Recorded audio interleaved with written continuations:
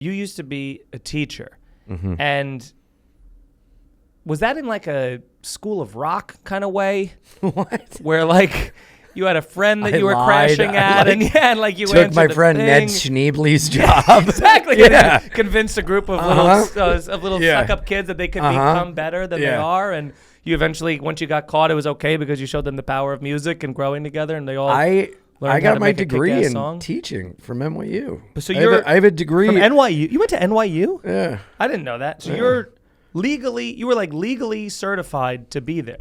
That's wild. Yeah. That's I got so a crazy. degree, Bachelor of Science in in secondary English education. I can't picture Grade you 7 to having the 12. attention because you're always like very moving. Were you always like that, or is this ramped up? Why do you think I no longer teach? But I mean, even to go I've through always college been- and to get that. I graduated college by the skin of my teeth, you know, and I had, dude, all I had to do was just show up. The job was mine. The school I was student teaching at was on the Lower East Side, the old Seward Park High School, and it was right on Delancey and Essex.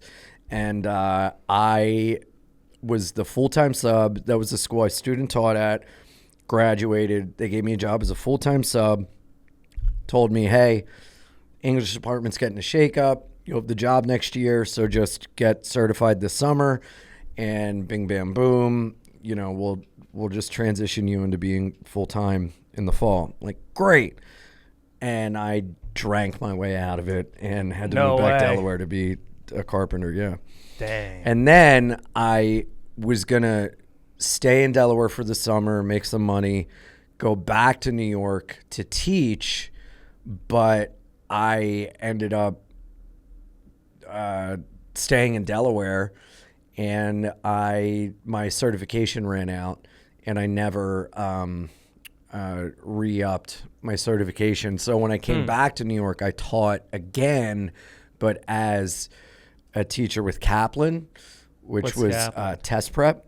So I would teach English, math, and history test prep, basically how to take the Regents exams. Bro, you sitting there with children, like trying to study for the Regents and like leg bouncing, like over, like waiting to smoke a cigarette. I would stand the whole time. Just pacing like, yes, that's the right answer. And you just go back and it forth. was like, every school I taught at, I enjoyed except for the South Bronx.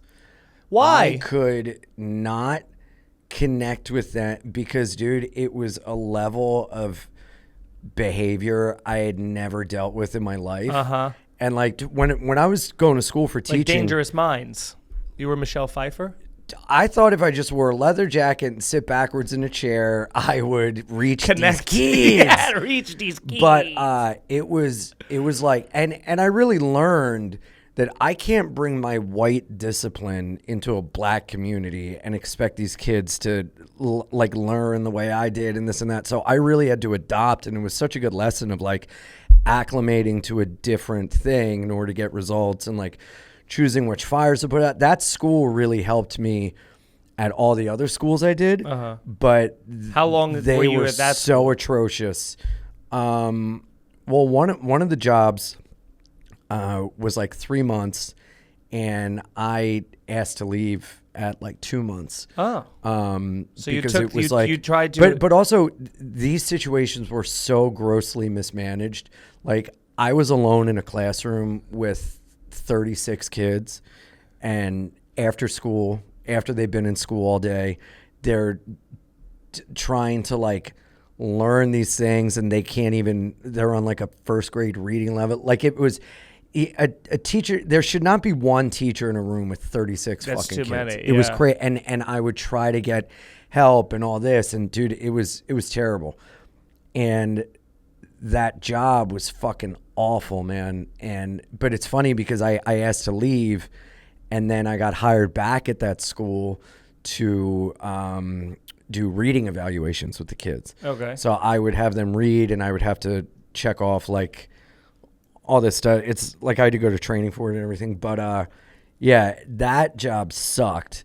But then I taught high school, and I loved it. That was like the best. Kids they understood like sarcasm and like we would roast each other and like, you know, it was amazing. Such a wonderful experience. I taught at Boys and Girls High in Bed-Stuy, which was ranked at one point one of the top 5 worst schools in the nation. Yeah. I loved it. It was awesome. Did you feel like a sense of pride being at one of the worst schools? Did you feel like it's like being a Major League Baseball player but on the worst baseball team? It's like you're in the game but like no one takes you seriously? No, I think they took me seriously because I actually like cared and like showed up consistently and they had a great teaching staff there. It was like even though it was like the worst school, it wasn't for lack of people trying. It was just like the kids were lost. There was they had just gotten pushed so far through the system that they were lost, and backtracking to make up on how to catch them up to read and write was like an impossibility. But the staff like still really cared and really worked with them and everything. So it was really great. Like years later, I was on the subway and this kid ran up and was like, Mr. Fidance, I got into college because of you. And like, we hugged on the train and like he left and I'm crying and these people were looking at me like, why is this old man hugging a teen and sobbing? And and at any point when you were trying to reach him, did you think like maybe we could all learn a song together and then go put on a show? Dude, don't even act like I didn't try to have my kids listen to Lupe Fiasco and show them Common and Mos Def and conscious hip hop. This is the real rap, you guys. Bro. We're not about gangbanging here. We're about straight up furthering the culture. Straight up, I will never forget this girl Jasmine going, "This shit gay," and I was like, "Well, I'm saying things are gay. It's not right." Well, you know, someone, I know people Jasmine. that are gay. Me. Oh yeah.